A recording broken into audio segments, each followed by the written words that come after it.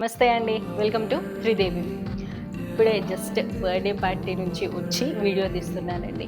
శారీ అయితే మంచి Ghazi silk fabric అండి. శారీ ఓవరాల్ లుక్ ఇలా ఉంది. శారీ బాడీ పార్ట్లో చిన్న చిన్న బూటీస్ వచ్చినాయి.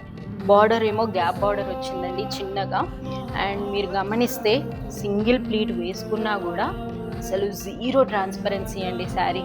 ఇదే కదా మనకు కూడా సింగిల్ ప్లీట్లో కావాలనుకునేది.